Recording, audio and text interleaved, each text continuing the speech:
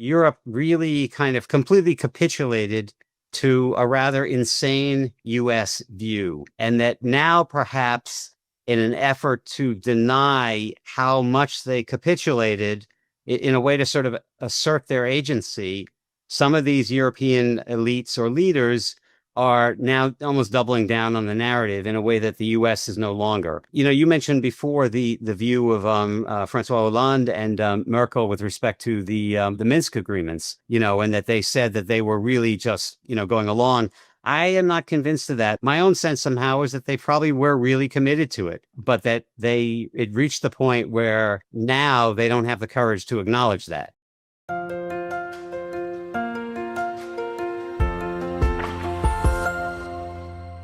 Hello, everybody. This is Pascal from Neutrality Studies, and today I'm talking to Dr. Benjamin Abelow, the author of the book How the West Brought War to Ukraine, which I have reviewed on this channel before. Actually, you can check that video out if you like.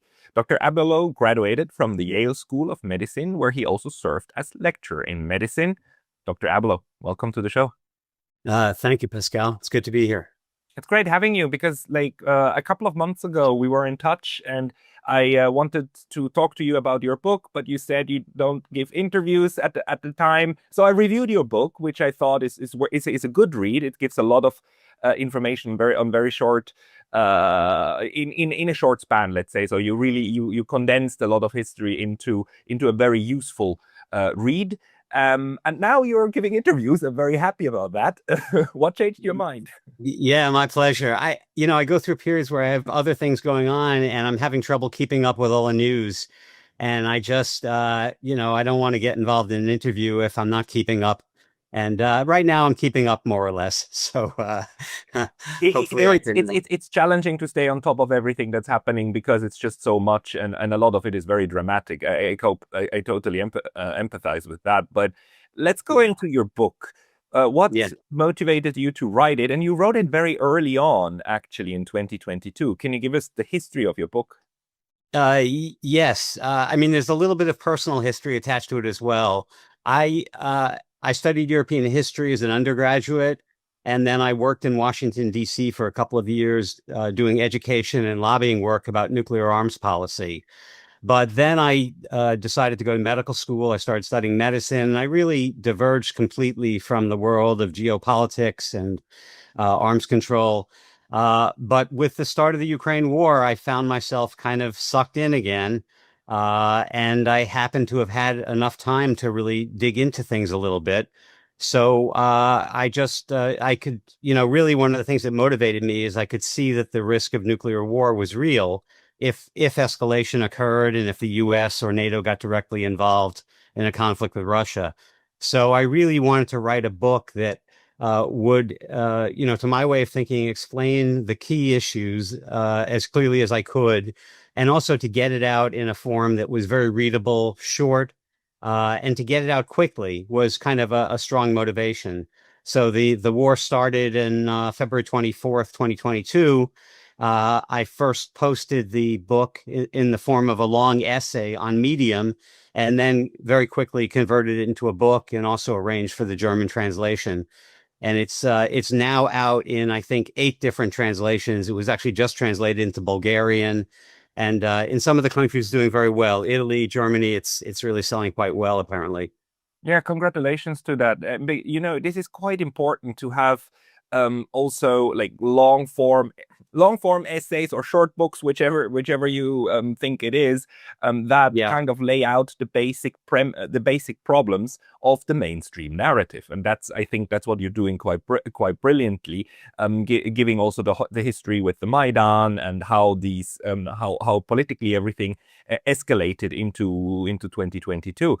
What is it in your mind that is the most crucial thing that just lacks from the mainstream narrative? The most crucial thing that lacks the mainstream narrative, I would say the crucial thing that's been happening, and what I tried to bring out in my book, I titled the introduction of my book, How the Narrative Drives the War. So I really view the crucial issue as just a fundamental misunderstanding about the nature of the war. That is, the wrong narrative has been propagated, and that this is really the main cause.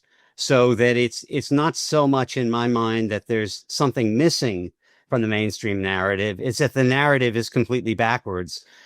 You mentioned I have a medical degree. I mentioned that sometimes I think of the situation simply in terms of this is a fundamental misdiagnosis of what the problem is. And as a result, the treatment that's being prescribed is completely wrong. So the war has been understood from the beginning within the mainstream of the US and Europe politically and within the media as a kind of World War II model, Hitlerian kind of land expansion model, as opposed to a more defensively oriented, where the Russians were perceiving themselves under threat. They were trying to establish a buffer zone, the kind of argument that Mearsheimer and others have made, and that you, of course, have made.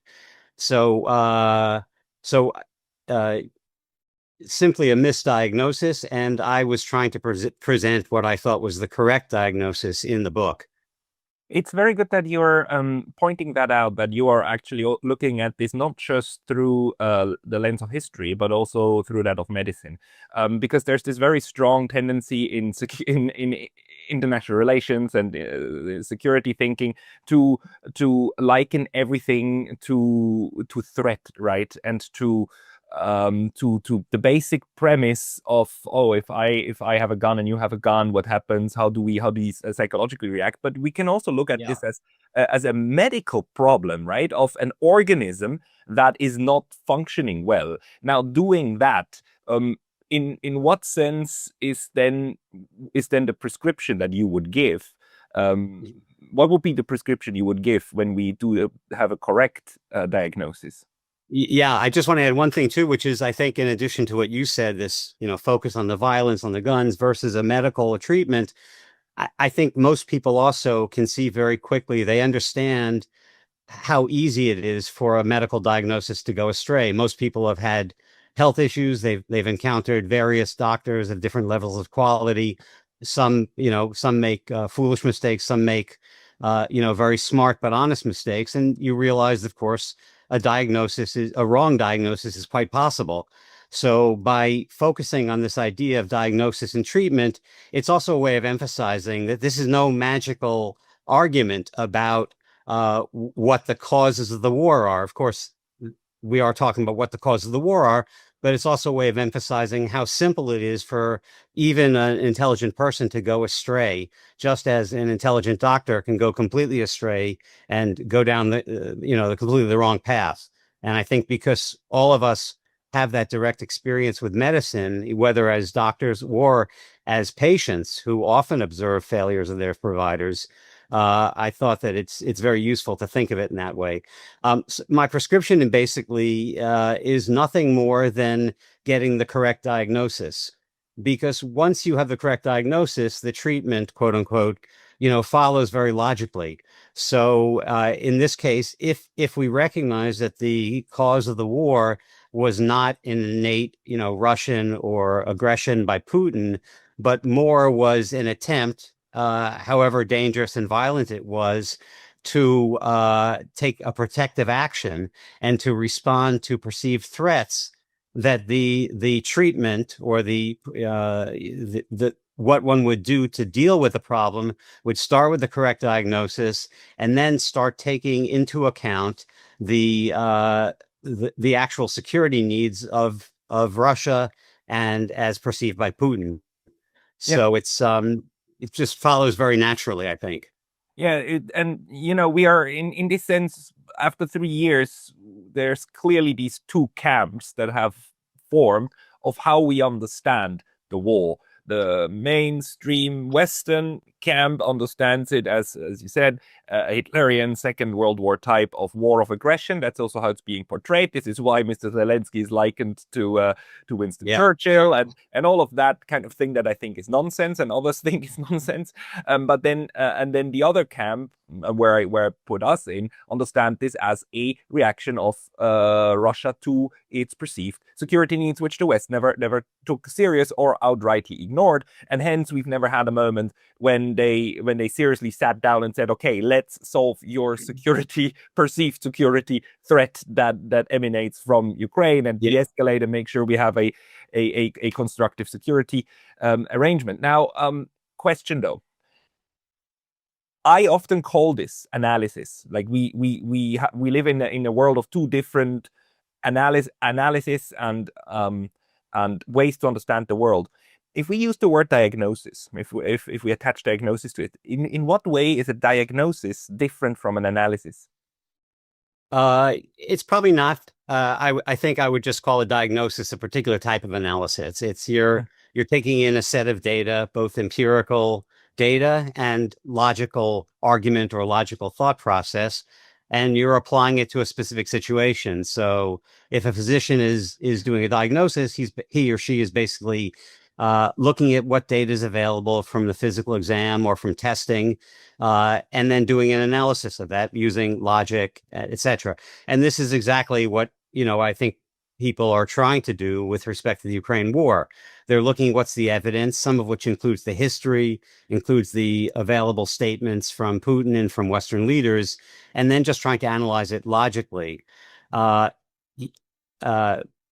yeah, I mean, one of the things I'll just add here, which I'm sure will go this path anyway, is that I think number one, since the book was published, there's more and more evidence that the analysis or interpretation that you and I have been propounding is the correct one. I mean, it really became obvious. I didn't know about this at the time that I wrote the book, but literally within 24 hours of the start of the invasion, Putin's office was contacting Zelensky's office and basically, offering to go back to the status quo ante bellum, to the conditions before the war, in response for Ukrainian neutrality. And this is actually posted on the website of Zelensky right now. I mean, it has been, at least it was last time I looked. So there's more and more evidence, I think, that the analysis that you and I have been presenting from the beginning is the correct one. But even at the time the book was out, it was obvious to me that the evidence, the data, was supporting this view. So in my book, and I think it's chapter 5, I line up comments by Fiona Hill, who, of course, is, quite a hawk. But if you look at the actual content of what she says, you find that she actually seems to be making an argument that, in fact, it was NATO that was responsible or largely responsible. So I actually, in this chapter in the book, I actually align what she says with what Mearsheimer has said. And I said, they're using different words, but they're basically saying the same thing. So I think the evidence was quite clear right from the beginning, and then has only become more so as we've gained more and more information about, for instance, the Istanbul negotiations, etc., and what happened with Boris Johnson and the like. Yeah, and it's just the overwhelming evidence we have for the direct involvement of Western politicians in the escalation spiral, in making everything worse instead of making it better. So in a medical sense, we add more of the same poison to the body politic of this conflict, and it just makes everything worse, right? Instead of taking that away. Yes. And in fact, I guess this is where the diagnosis analogy breaks down a little bit, because we have the Western powers essentially contributing to the pathology from before it even arose. Well, or at least, I guess, if you want to start with 2014, then, we probably were involved before then as well. I mean, we have Victoria Nuland public statements from 2013 of the U.S. pouring in $5 billion for democracy promotion. We know for sure, based on reports in the New York Times and the Washington Post, of the CIA getting involved starting right after the taking of Crimea. But, you have to wonder whether the CIA may well have been involved before 2014, and whether this the information, of course, for these reports in the Times and the Washington Post, much of that information came from the Western intelligence agencies, from the CIA. I've sometimes found myself wondering, well, what would be the interest of the CIA in suddenly disclosing how active they've been since 2014? And, one of the thoughts that occurred to me is this is might be what's sometimes called a limited hangout, where an intelligence agency deliberately discloses something that's true, but they do that in order to distract attention from something that is not wanting, they don't want to be revealed, which is they may have been involved before 2014. So there may have been an element of misrepresentation that, contributed to what happened and to the taking of Crimea. Yeah, because if you look at it, the Western approach, the political direction in which this went was all about undermining the one thing that people like you and I have been saying for a long time, that would de-escalate the conflict, which is the official neutrality of Ukraine, the way it was before 2014. So first, we've had a long trajectory of trying to get rid of Ukrainian neutrality, and once it was gone, to make sure that that position would be maintained and would go forward, and you would militarize Ukraine, which happened, and which even Angela Merkel and Hollande and so on said that's what the Minsk agreements were designed to do, to buy us time in order to weaponize, to build up the military in Ukraine. Well, if you build something up, you build it in order to use it for something, right? So, and Russia obviously said, like, guys, we really need to talk about this, and the West always said, like, no, we're not talking about this. You just sit down and shut up. And at some point, that didn't work anymore, and we are not even going into the Donbass, right, and the ongoing conflict there.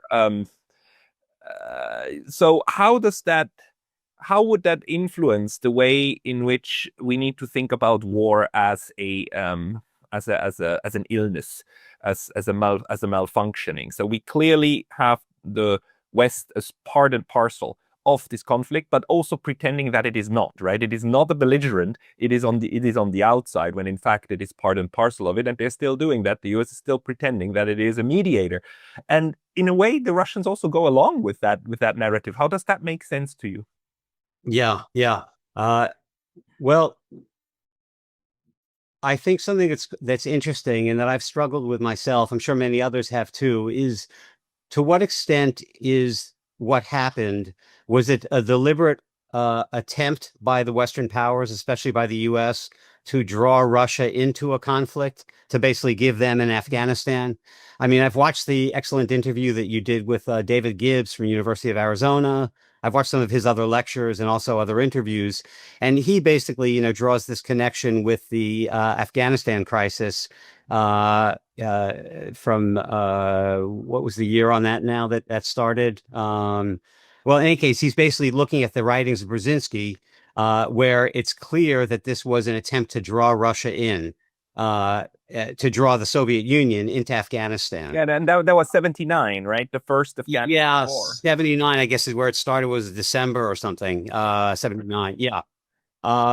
So, David Gibbs and others have argued that this was a deliberate attempt to draw Russia into a conflict, and maybe that's possible. I'm not so clear on that. I think it's also possible that this was more of a classic security dilemma, where the Western powers took actions that they perceived to be defensive, but that the other side perceived to be offensive, and that this led to a cycle of escalation. So, if we go with the side that the West was deliberately trying to draw Russia into a conflict, then I think the diagnosis argument breaks down, because then you have a very deliberate attempt to create a war, to undermine Russia's power, to maybe ultimately balkanize Russia.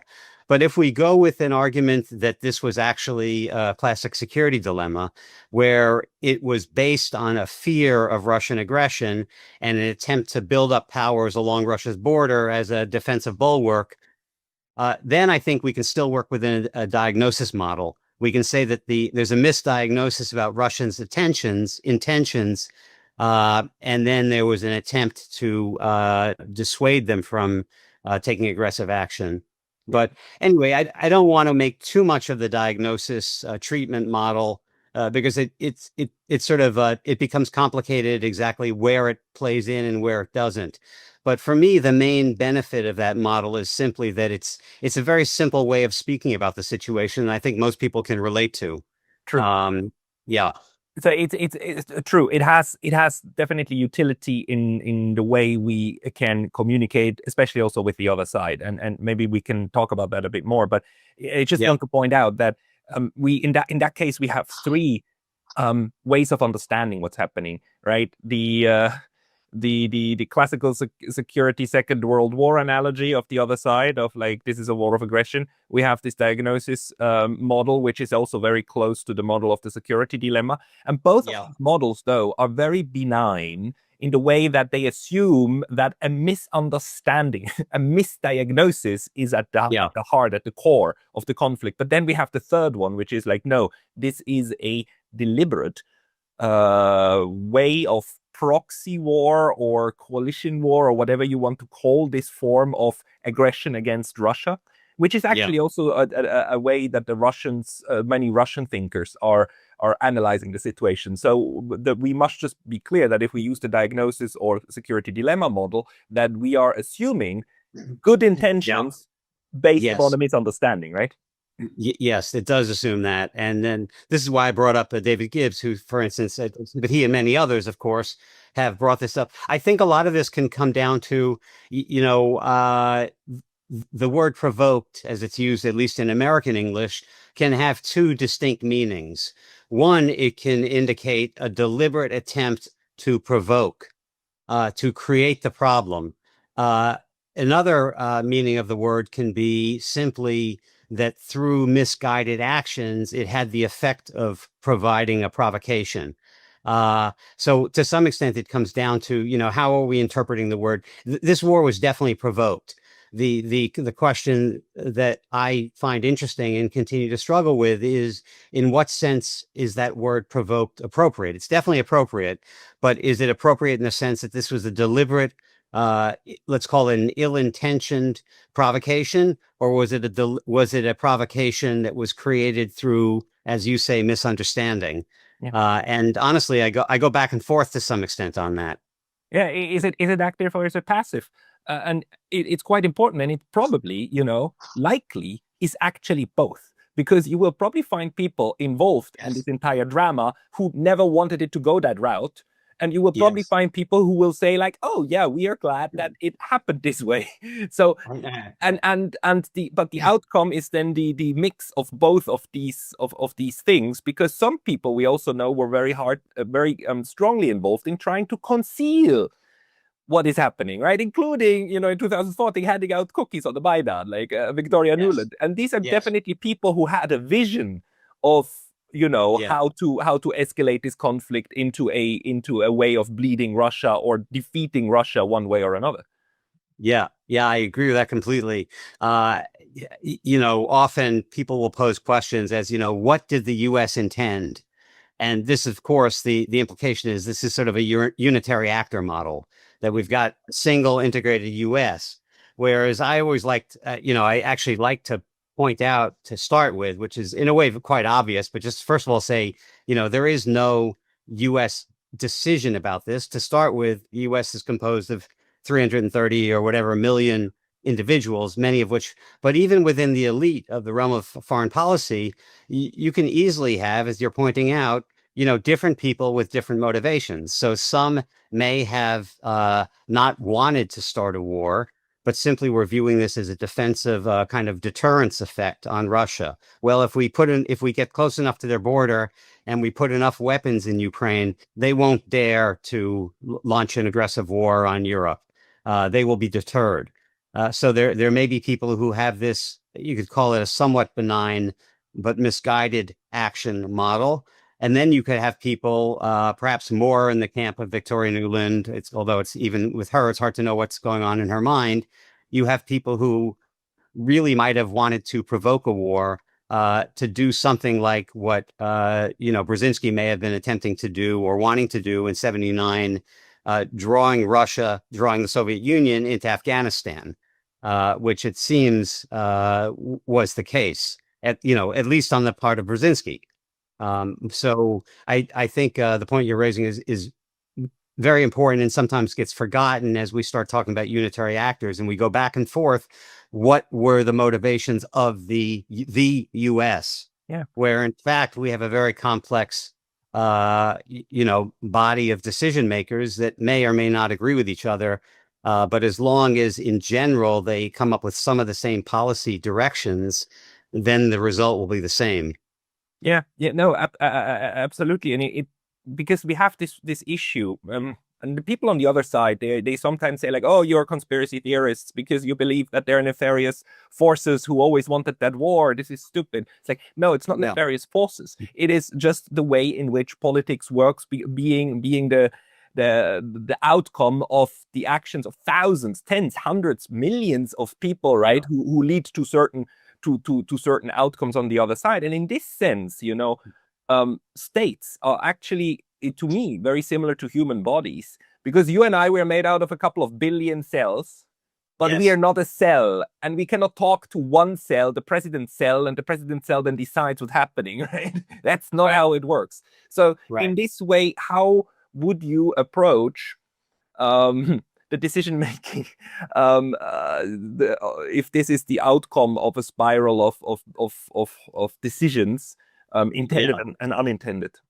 Yeah. Yeah. Yeah. Well, I think uh, again, coming back to the question of what the narrative is or what the diagnosis is, one of the advantages of focusing and making just a clear distinction between these two different models is that I'm not sure it matters that much ultimately what's going on in the mind of this or that decision maker, or even whether one is using a unitary state model of, unitary rational actor model. Um, uh, because if the narrative is wrong, whether that narrative is a deliberate concoction designed to sort of as a kind of propaganda, or whether that narrative is the one that people actually believe, either way, if the narrative is wrong, I think that one can get a great deal of mileage simply out of pointing out the evidence that that narrative is wrong and showing what the correct narrative is, and then drawing out the implications of what happens when you have a wrong narrative. So, uh, I find it a very interesting intellectual puzzle, exactly who's responsible, what their motives were, the extent to which the military industrial complex played into this, and how, these are all fascinating. And I think they all played a role, but trying to figure out the relative weights can be very difficult. But ultimately, we're left with what is the narrative that's being presented about Russian motivations? Is that narrative correct based on evidence and logic? And if not, what is the correct narrative? And what can we do about it to end the conflict? So, in some ways, the problem first becomes more complicated as one tries to look at all the actors involved, trying to sort through all the possibilities. But then in some way, the problem resolves itself and becomes simpler again as we come down to simply a choice between two narratives, which we can verify and test independently by looking at evidence and logic. Some of which, for example, very striking to me was, the goings on of the immediate approach by Russia to Ukraine really within 24 hours of the start of the war, leading to the negotiations first in Belarus and then in Istanbul. So, I think once one focuses on evidence and logic, then some of the complexities about underlying motivations, seem to take care of themselves. Yeah, yeah, but the thing is, it would seem that it's like that, and it would seem that once you lay out these undeniable truths, which nobody actually contests, then Yeah, logically you would get to conclusion X. But the sad matter of the fact is that if you subscribe to the other narrative, you will actually yeah, develop alternative explanations, right? In order to right. explain away this part, we rationalize inconvenient facts. We Yeah. rationalize them away within the framework we've got. That's why it's really, really hard, almost impossible, to change somebody's framework quickly because there's a good framework and a good analysis Yeah. or worldview always has internal mechanisms to discard Yeah. inconvenient truths. Yeah. Yeah. It's a great point. And uh, no matter what position one is espousing, one can find ad hoc explanations to pile on to one's central thesis as a way of defending it against other attacks and a way of trying to explain things.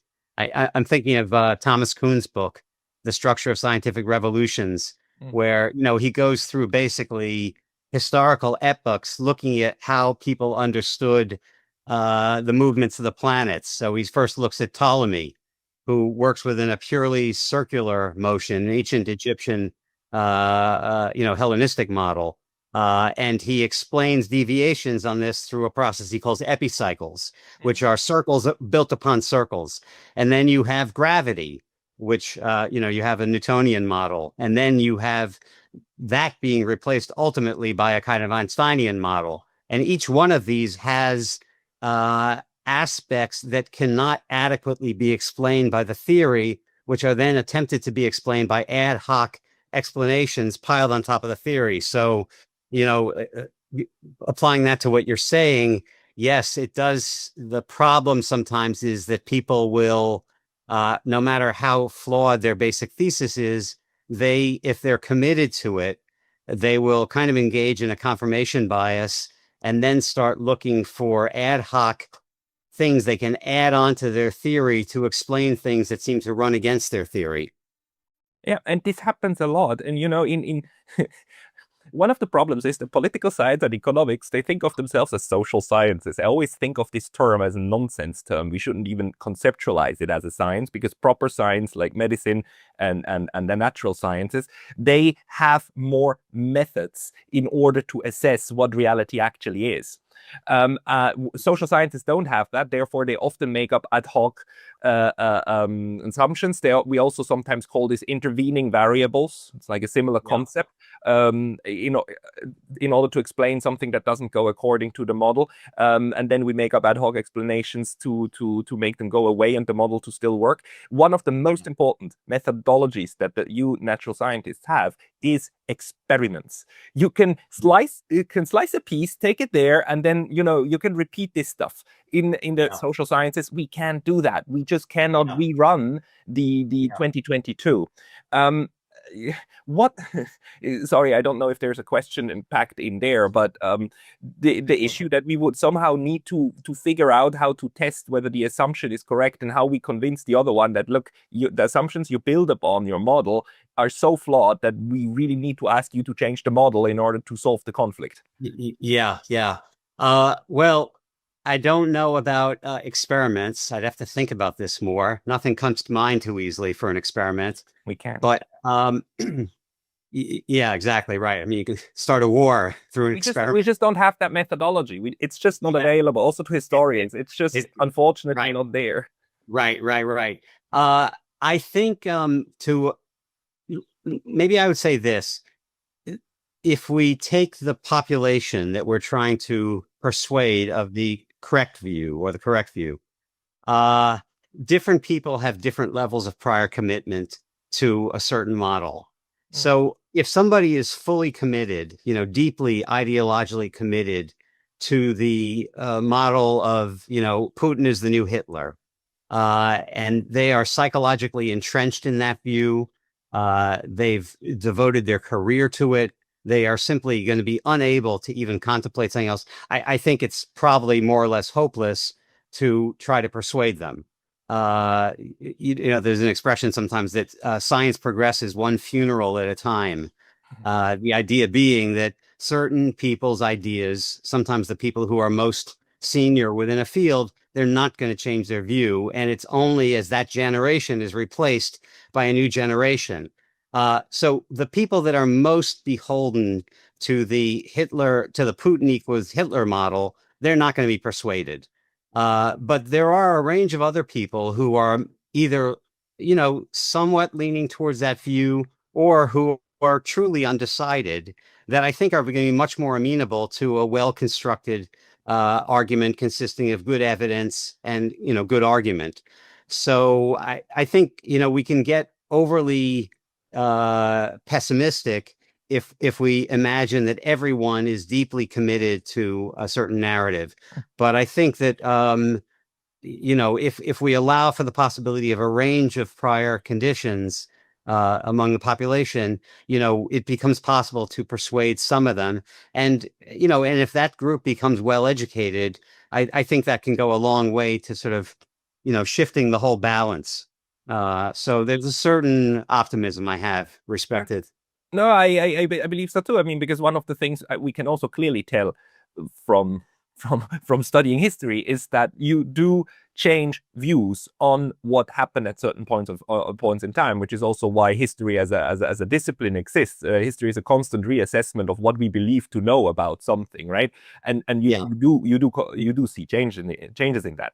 The sad thing is, of course, that these changes in views often come when they don't have a political impact anymore, right? When it is Yes. when only historians care, because politics is the art of controlling the current 6 weeks of Yeah. narrative, because that's the locomotive, right? The rest just follows automatically. Question though, with your book and also the assessment you do and the evidence you compiled, have you had some success in actually reason with people and actually crack open a little bit this narrative of Putin is Hitler? I think so. I think to some extent. I think again with the people that are, fully committed psychologically, emotionally, politically, I don't worry about them too much. The people that I think are either slightly in that camp or are truly open, I think I probably have had some success. And I think the fact that the book is short and readable, but also quite substantive. I have 10 pages of endnotes as well. People can go deeper if they want.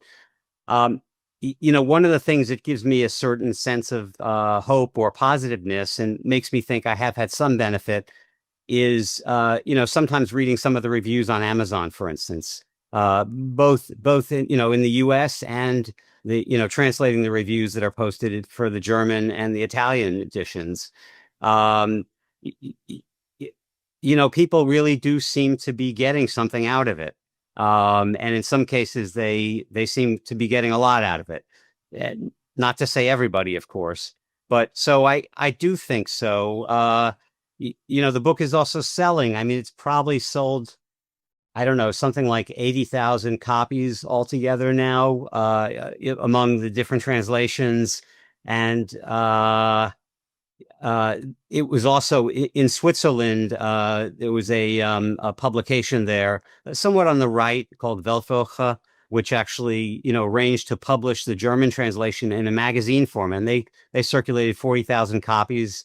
And then a philanthropist there actually paid out of pocket to produce another 300,000, and he circulated those in Switzerland, sent them out by mail to households in Bern and Zurich. So, some of the responses I've gotten, both kind of quantitatively, but also in terms of reviews and things, do give me a sense that, yes, this has made some impact. Obviously not as much as I would like, or else this war would have ended a long time ago and we wouldn't be seeing the nonsense that we're currently seeing. No, But but I mean, it is important that we actually are also create this counter voice, right? And also present that. And just to say, like, Die Weltwoche in Switzerland is owned by somebody who is part of the right wing the party right of wing, Roger yeah, Köppel. yeah, But I was in contact with the guy. I published several times in that outlet as well, because yeah, that guy actually is one of the last lighthouses of open free discussion, because even though he's on the right, he still yeah. has a lot of lefties who write, because he says, I want in my newspaper to have opposing ideas in one and the same magazine, right? Yeah, agreed. I was quite impressed with him actually, personally. Yeah. Yeah. I disagree with quite a couple of his political opinions, but when it comes to publishing and free speech, the guy is like, old school Voltaire kind of. I might hate your opinion, but I will defend your right to say it. That kind of thing. Uh-huh. Yeah. Um, the so when we then think about this of the last 3 years, I do think we also saw a kind of a shift in the way in which the perception of the war is going, especially in the United States. Actually, Europe seems very entrenched to me. What do you think is currently the polite accepted opinion in the United States of what this war is about? Boy, again, coming back to the idea that there really are a multiplicity of views, I don't know if one can, point to a polite accepted opinion, but I do agree with your view that the opinions within the U.S. do seem to be shifting.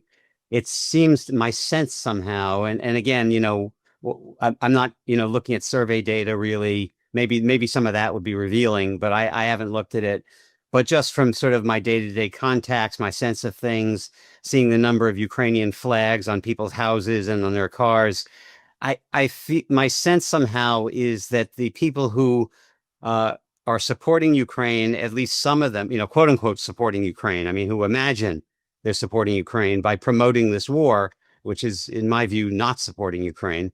But the people who are flying the Ukrainian flags and that have a certain viewpoint that represents, I think that at least some fraction of them are becoming less entrenched in their views. That more people are kind of getting sick of the war, asking the question, why are we spending all this money on this war? And is it really benefiting Ukraine either? So I think there is a kind of a gradual, I don't know if we think of the distribution of views as some kind of bell curve, the bell curve, I think, is shifting a little bit to one side from where it was.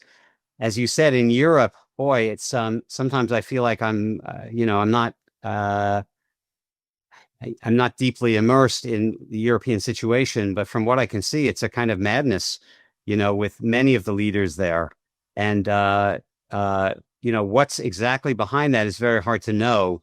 I have a kind of a hypothesis that part of it may be that after quite a bit of time where, the major European players, especially thinking of France and Germany, going back to the time of 2008, with opposition to the giving Ukraine a membership action plan by the French and German leaders. And it was really their opposition that prevented George Bush from going ahead with the membership action plan. What shifted between then, when at that time Merkel stated that that she felt that trying to move towards Ukrainian membership in NATO might be perceived as an act of war by Putin. What shifted between that view and now, where it's like all in on the view that Putin is Hitler? And my take on this is that there, whether it was a gradual shift or precipitous in some way, that it's something shifted, perhaps under Biden, where Europe really kind of completely capitulated to a rather insane U.S. view. And that now, perhaps in an effort to deny how much they capitulated, in a way to sort of assert their agency, some of these European elites or leaders are now almost doubling down on the narrative in a way that the U.S. is no longer. So I don't know if I expressed that very clearly, but you mentioned before the view of Francois Hollande and Merkel with respect to the Minsk agreements, and that they said that they were really just going along. I am not convinced of that. My own sense somehow, and of course, different people have different views and can even shift their views on this. My own sense somehow is that they probably were really committed to it, but that it reached the point where now they don't have the courage to acknowledge that, and they will. It's politically expedient, or psychologically expedient, or personally expedient for them to now say that no, they never really were so naive to believe that this could actually work out. I mean, to me, it just doesn't make sense that they could have been so actively involved, that the Steinmeier could have been so involved in his formulation of trying to implement Minsk, that it just seems to me like this was a real commitment, but that something shifted in the mindset. And this is, again, I don't really know, but I maybe point towards possibly under Biden, where Europe kind of, I don't know, under pressure from Biden, I'm not sure what exactly, somehow kind of started really adopting a different view. Yeah. No, you're right, and it's good that you're pointing that out, because I've talked to several people, including a German journalist, Thomas Fazzi, who read Angela Merkel's memoirs, and he said the only thing of real foreign policy substance that she writes about is actually the Ukraine crisis and the development of it. And you get a sense that even if you are skeptical toward her real motives and aware that she's writing that in order to basically, you know, have a you know, show herself in the best possible light, even if you apply that, you see that there was obviously a very clear intent to somehow get to a better place through the Minsk agreement. So probably her utterances later, together with Hollande, were a way of reconceptualizing their actions in something that the current narrative in 22-23 would accept, because they were also then being portrayed as being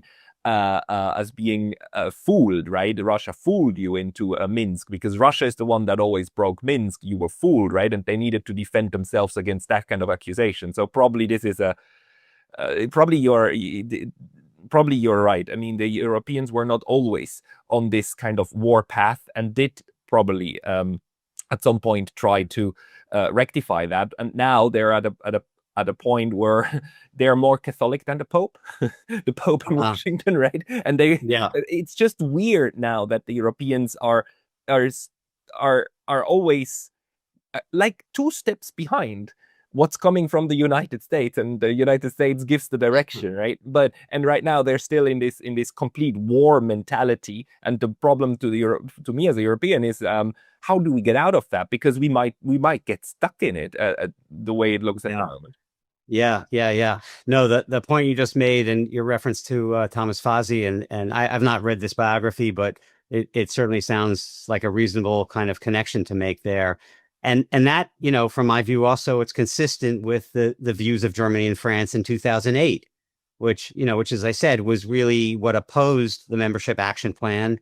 And that, very clearly seemed to state that that at least on the part of Germany, that they could understand that they felt that Putin might actually view an attempt to bring Ukraine in as an act of war, which certainly, fits in with the kind of view that I was just pushing, that they really did believe this, that, in the Minsk Accords, and they really were, trying to speak from an authentic position of trying to establish a more peaceful relationship through the Minsk agreements. Yeah. This is why, I mean, in a sense, to people like us, the question is, how do we get back to a moment when something like Minsk would have a chance again to actually de-escalate? Because now we're at the point where also the Russians are saying, like, okay, Minsk was there to deceive us. Minsk, it's just like other diplomatic efforts are there to buy time to then do an attack, just as we've seen with Iran, that the US used diplomacy as a veil in order to camouflage that they're already preparing a military strike, right? And then hit you at the moment when you least expect it.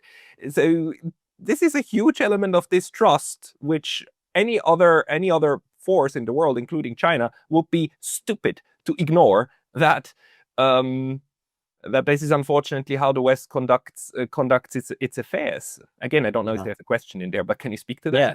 Well, yeah. Well, I think I'd say I can't remember who I heard say this. Maybe it was you, maybe it was somebody you interviewed, or Glenn Beeson. I can't remember, but somebody else pointed out that, even if they really were on board with Minsk in 2014, 2015, and that they're now being, dishonest or disingenuous in saying that they weren't, the very fact that they're now misrepresenting their views and misrepresenting what they thought in 2014 and 15 is itself very damaging, and that would tend to lower the credibility of Western leaders.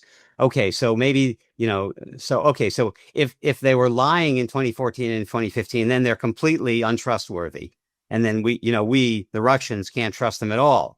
But even if they were telling the truth then, but now they're lying, I mean, that itself is not very, it does not encourage any kind of credence in what the Western leaders are saying, or in how much commitment they actually have to their prior obligations. Yeah. Now, the logical conclusion is you cannot trust them. You must not close your eyes and just say, like, shake hands and be done with it, right? The only way forward is to probably again start somewhere with the Cold War logic. Okay, we make an agreement, but the agreement needs to be verifiable. If it's not verifiable, we can't make it, right? And if the other side doesn't want to build in verification methods, then they're Yeah. dishonest about it. Yeah. Yeah. I agree with that. I mean, I think the one thing I might put a little differently is I think that in most cases, I mean, there might be situations where there's sufficient trust that verification would not even be sought. But I think in general, probably even with a more trusting relationship, this expression, trust but verify, I think would usually apply. So that could certainly apply to a situation of some fundamental mistrust, a shared common interest in preventing nuclear war, for instance, can lead to, a verifiable arms control agreement. So, I'm hopeful. I mean, I have to say with Trump, when he first came into office, no matter what I think of the man personally, his views on the war that he expressed publicly, were a great improvement over what we were hearing from Biden. And I was pretty optimistic. But as things go on, and we see more and more that he does not seem to have the kind of integrity or intellectual capacity or philosophic center that's actually enabled him to stick with some of his initial statements. Uh, you know, I think that probably initially Putin really was thinking that we could have a much more trusting relationship under this man, but that now I think that's probably being squandered. Uh, Whether it's completely gone yet or not, I don't know. I mean, I guess sometimes this is phrased in terms of is this now Trump's war? Has he now taken control of the war and taken obligation? You know what I'm saying? Uh, and to the extent that he has, then I think Russian willingness to compromise in some way is being diminished greatly. To the extent that he has not fully taken and made this his war, then I think that hopefully the Russians can still have perhaps a bit more, some modicum of trust to an agreement and would not have to only see this as this is going to be solved in the battlefield, which maybe we're at that point already. I don't know. I mean, there are people who have thought about this more deeply than I have, but this is I remain uncertain about a lot of these issues. I'm slightly optimistic on this front because the Russians have very, very capable people actually. And I talked to one of their foreign relations experts, Andrei. I forgot his last name. Andrei. I'll look it up. But he was saying 3 months ago, after Trump came into office, that the name of the game in Russia at that time was expectation management, because all the things Mr. Trump is saying would leads a lot of led Oh us a yeah, lot of Russians to believe that maybe we can get out of this now. But he yeah, said like the experience over the last decades has shown that usually there will be disappointments. So we need to lower our expectations. And I think they approach it that way all the way through, because again, the one thing, the leap of faith that the US was asking Russia to do was to do a ceasefire first, right? Ceasefire yeah, first and then negotiations. Russia said, nah, negotiations while this is still going on. And the Russians stuck to that position. And it was like, there was a question whether Putin would give that or not. And yeah. he didn't. And of course, the West is now saying like, this is proof of his dishonesty and so on. I mean, I think it's a misreading of what's actually happening. Yeah. I mean, this whole ceasefire business, excuse me, I'm sitting on one of these swivel chairs, keeps rotating and tilting. Um, yeah, I agree with you that that's a misreading. I think this is one of these things with events happen so quickly and so many new statements come out. My recollection was that Lavrov was actually pretty clear at the time of that, the initial discussions about this ceasefire was, we are willing to start with a ceasefire. We're willing to begin with a ceasefire, but it has to be tied to a process where our underlying security concerns are also being addressed. And the real problem had to do with the fact that this quote unquote unconditional ceasefire was by its very nature unconditional. It was not tied to any serious attempt to even begin addressing Russian security concerns. And of course, it left open the door for, basically rest and relaxation or recovery for Ukrainian forces, rearmament, perhaps increased entrenchment or involvement of European forces or advisors or weaponization of Ukraine, so that I think that it, what can I say? I'm not in anyone's shoes here, but to me, it seemed very reasonable they would reject that if it wasn't tied to some kind of initial attempt to address their underlying concerns. I mean, what do they have to gain otherwise? All they do is lose some of their leverage. Um, uh, so I mean, one thing that does still give me, I don't want to use the word optimism because I'm not optimistic. If anything, I'm more or less pessimistic. But the one thing that makes me a mitigated pessimist or militate against my pessimism is the fact that I really do think that Putin, uh, whatever one may think of him, uh, is that I think he's quite a rational player in many respects, and that it really is rational for Russia to the extent possible to establish a stable relationship, certainly with the US, also with Europe, if possible, and also with Ukraine. I mean, it's at a very minimum, it's an ongoing drain of resources to have to take over Ukraine, to have to, establish some kind of occupation, to have an ongoing diversion of resources from domestic civilian economy to military economies. I mean, these are the same arguments for Europe. Europe seems unable to countenates the possibility that this is even, safe or possible. I'm hopeful that Putin, being more of a rationalist, can actually contemplate this and that this will provide some kind of basis for, some degree of compromise, not a complete trusting compromise, but that, he and Russia have plenty of incentives to try to settle this without an ongoing conflict. Yeah. And on the other hand, I do believe that the point where Russia is at now, there's a acceptance that maybe a working relationship with the US is one where bloodshed is still part of it. It's like it's as strange as it sounds, but you have a working understanding of how global politics then moves forward, but unfortunately, proxy is part of it. Yeah, it's quite possible. Yeah, for sure. All these things are possible. It is, and I am very grateful for this discussion and that you are taking the time for this, because it really helps every once in a while to try to reconceptualize what's actually going on. Benjamin, people who want to read more should of course get your book. But is there any other place where you publish updates and so on? Right now I'm really not.